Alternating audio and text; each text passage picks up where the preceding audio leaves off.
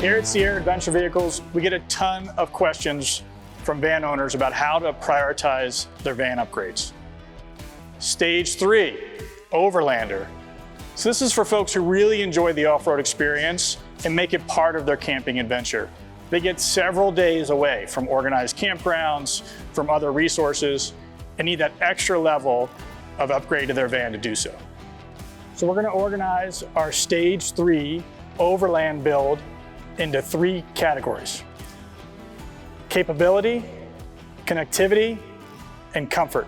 The first section in our capability category are the tunes that are offered for the van. There are a number of manufacturers and options when you consider reprogramming your van. We offer 13 different programming upgrades here at our shop. Some of the most common upgrades that we see are rear camera always on. This means that when the van is in reverse and you see the camera out the back, that will stay on as you go into drive, or you can turn it back on while you're headed down the road to see something behind you. The next one will be lane assist off. This defaults your van to having the lane assist off, so it doesn't take control and steer you back into a lane and surprise you, which is a very uncomfortable feeling for those who have experienced it. You can tell the vans in our parking lot that usually have the next tune, which is when you lock the van, the mirrors automatically fold in.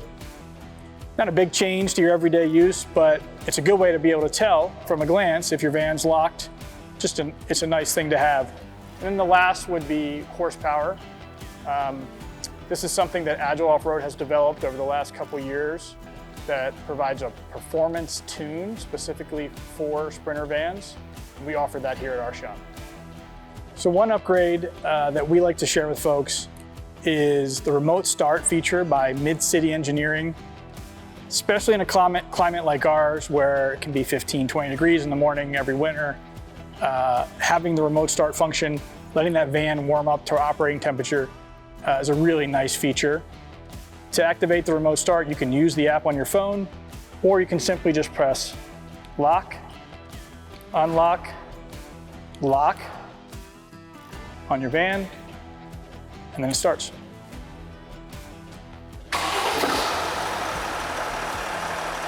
So the most significant capability upgrade this van has is the air locker. ARB has been making air lockers all over the world for decades. Agile Off-Road partnered with ARB to develop a Sprinter-specific air locker, which this van has. Sprinter van comes with an open differential. That means that if one wheel loses traction, it's just gonna spin. So we're traveling down the road, this wheel is powered by the drive shaft, and let's say the other wheel has traction, but this one loses traction. So this one maybe is on the pavement and this one's off. Well, this wheel will just spin. So our drive shaft's spinning and we've got no power going to the wheel that has traction. Now, if we lock the van, in that same situation, this one had traction, this one didn't have traction. Oh, it locked. Now both wheels are moving together. So if I move this wheel with the one that has traction, that one rides along with it under power. This has been the most significant upgrade we've done to this van in terms of getting out into some more serious off-roading, some more challenging off-roading beyond what you see in simple fire road.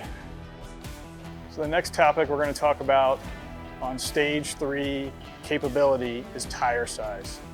When you get to where you're really moving away from paved roads, even away from improved fire roads, taking the road less traveled, you're going to want to upgrade your tire size to that next level.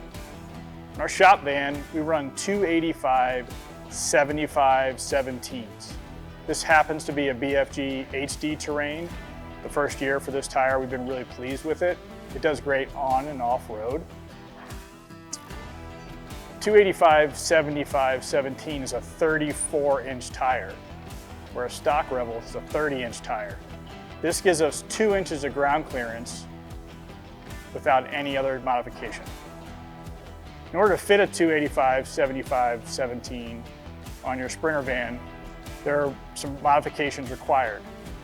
There's some fender trimming, front and rear. And then we would recommend a re-gear, which is the next topic we will cover.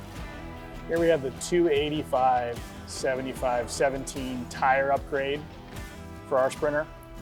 285 millimeters wide is about 11.5 inches of tire width. That's 75 aspect ratio. Gives us about an 8.5 inch tall sidewall. Of course, 17's our rim size. And the overall tire size here is 34 inches, a little over 34 inches, which is about 4 inches taller than your factory Revel tire.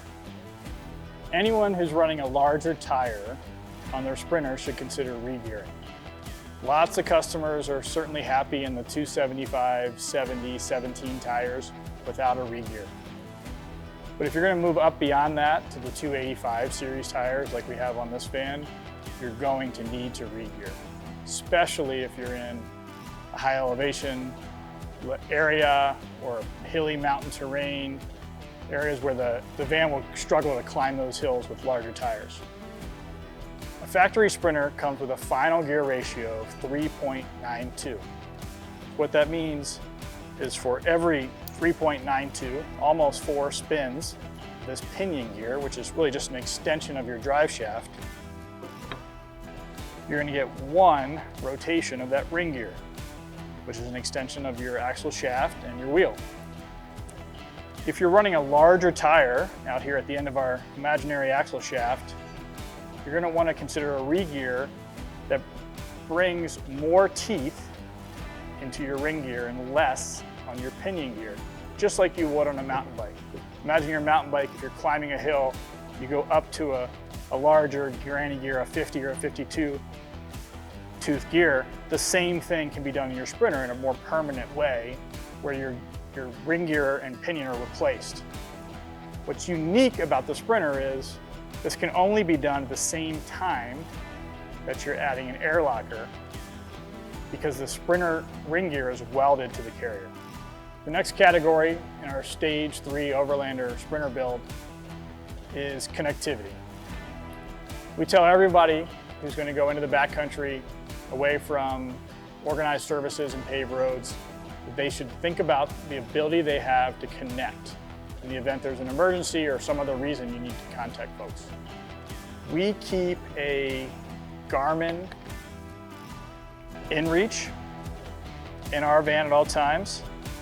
So the inReach gives us the ability to call for emergency medical services if someone were to have an issue on the trail. And then this product, the Tread, gives us the ability to do some really refined mapping. So it has a ton of layers built into this GPS unit that we can use away from organized paved roads and have the comfort that we know we can find our way back. We can navigate our way back. And then of course, we've got the SOS button if something were to happen. The Garmin Tread comes with a handful of accessories. One you'll see here is a windshield suction cup, which is the way we like to use it, and then a 12-volt adapter. Our next connectivity product is under the category StarMount. So StarMount is a company in Southern California that developed Starlink specific mounts for the top of their race trucks. So the developers of StarMount were racing in Baja and needed a way to connect to their team, and ultimately they ended up streaming races from the top of their car. They offer products that we use on Sprinter vans. This is a slim mount. Oftentimes we will convert a conventional Starlink antenna to 12 volt, so you don't have to run your inverter to power the Starlink, then trim the back of the satellite dish off.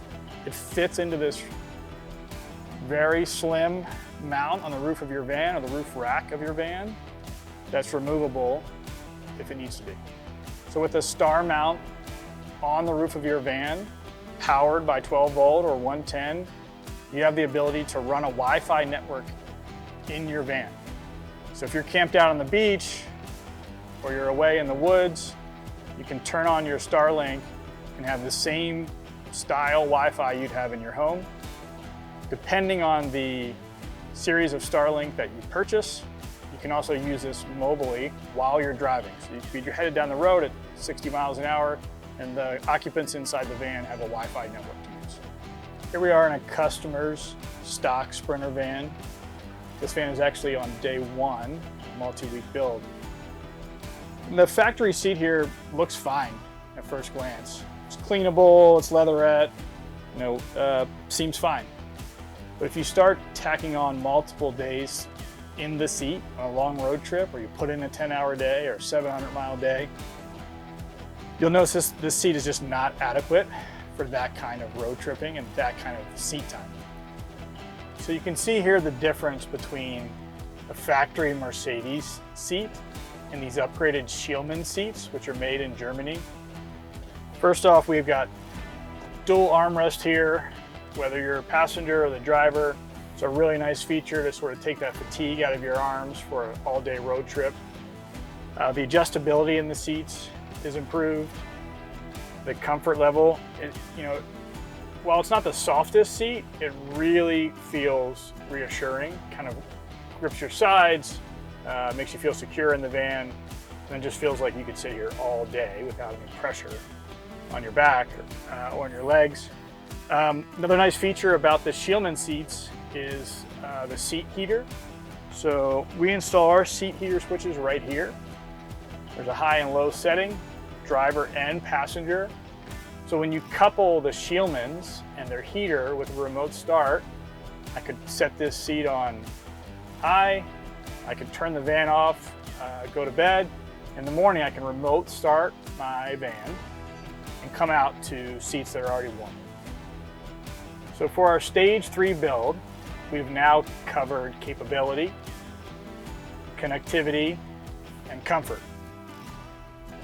Just a reminder, when we consider a stage 3 build, we're assuming that we've already done all the upgrades in stage 1, which has its own video.